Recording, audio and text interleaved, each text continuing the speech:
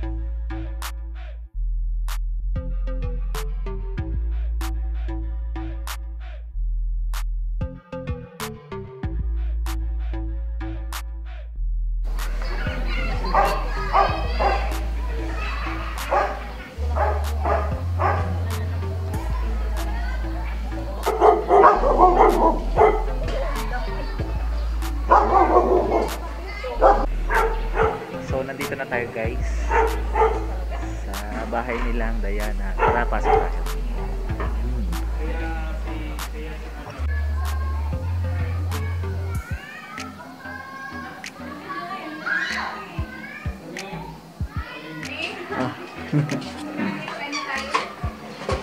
Wow, ang ganda ng bahay nila.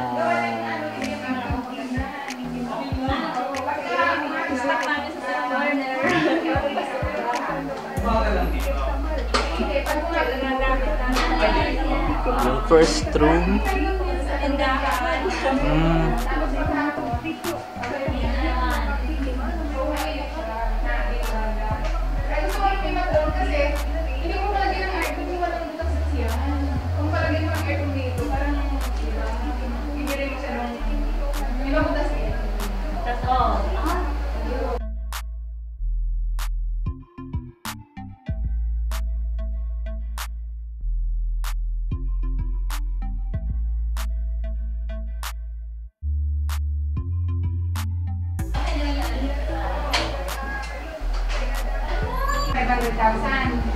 down payment, sinugan.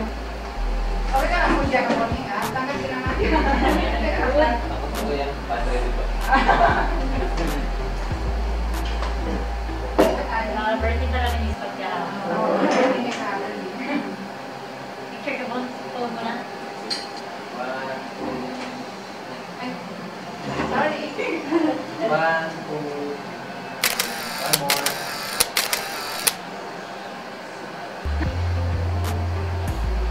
Hindi ba kita pa? Yan, nakainit kasi lang din. Ang dami ng pagkain natin mo. Ay, wala tayo. Pwede ko na yung spot. Pero Arabic food. Ito yung inaingan ni Sal. Ilang taon kayo dito? 20 and 16. 4 years.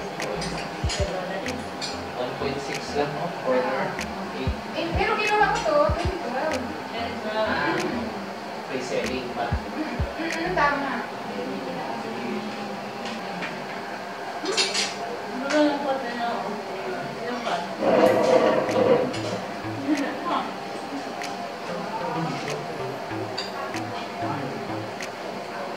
Buhay ko? Ano?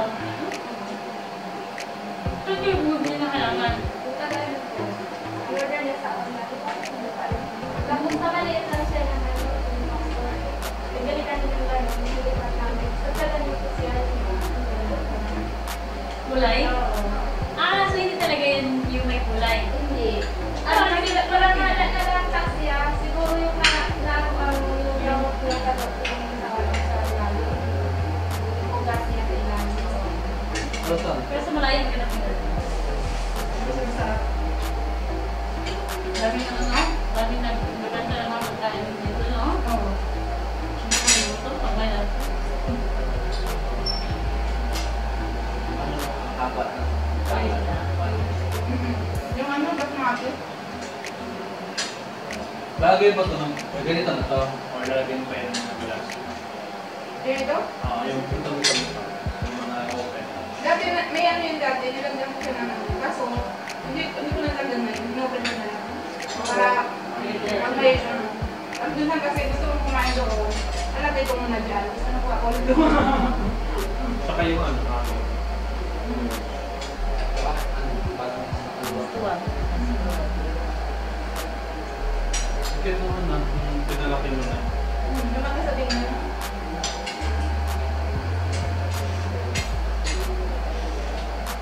Yung alis ang walang birthday. Yung alis ko, yun, okay naman ka. Pinaparent mo na, ma'am. Yung mga ano, Pinaano ko doon dati yung tao ko yung sa sit corner. Kailangan. Kaso pinalis ko na rin. Pinalis ko lang siya. Ano yan? Drama-drama siya eh. Ngayon, wala na. Tawag. Wala. Minsan kami nang tumatao di pa sa ano. Sa sit corner. Pinalis ko din sa ano. tapos sabi, Ayan lang yung ano. tulog siya. Pero wala ko nung ano, wala ka yung tumay. Kainan. Ganyan. Pagkain Pagkain talaga. ko. Sumay at food. Oo.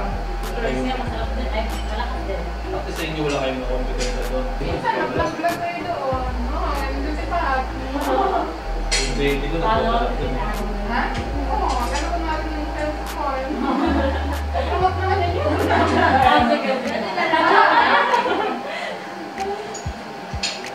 Pinumot nga namin yung wings. Dun sa amin. Ano yung ano nila? Si yung coffee shop dyan na pinag-bring ba? Pinag-butter? Mayroon naman na nag-ano. Oo, kinunsa kasi naglagay siya ng bagong product niya. Hindi niya tayo lumalakas sa kanya. Malakas po siguro yung pandesal. Ito na tayo. Kapag madisal. Tsaka si Thurston na natas.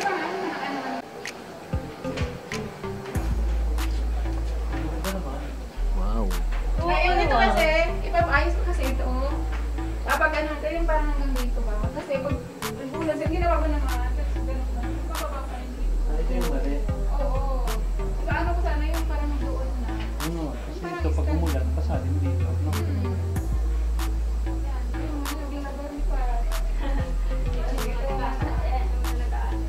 dati wala pang bubong to. Dito ako nakaupo.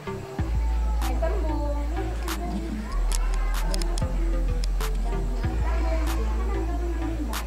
Tambong pag may PTI.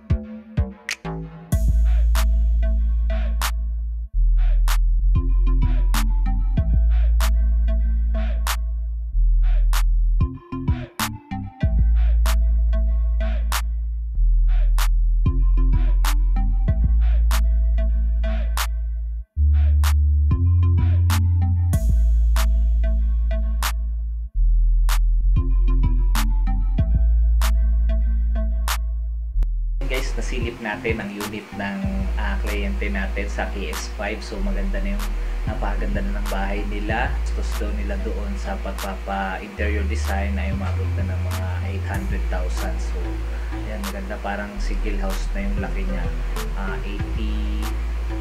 86 square meter. So ayan, parang kung nasa loob kayo ng bahay, parang nasa Brianna House ka. So napakalaki. Ganda, napaka-aliwalas ng community nila. So kanina nabutan pa natin yung mga kapitbahay doon, may mga bata.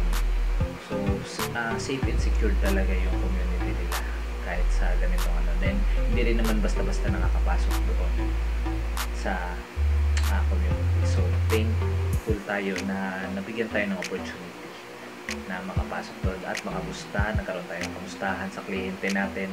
And ayan, pinakain pa tayo doon. Ayan, at binigyan tayo ng opportunity para masilip yung bahay nila. So hope soon sa interior design nila doon. So samahan nyo pa rin ako sa next vlog. So that's all for today's video, guys. Thank you for watching this video. Keep safe everyone. Bye bye.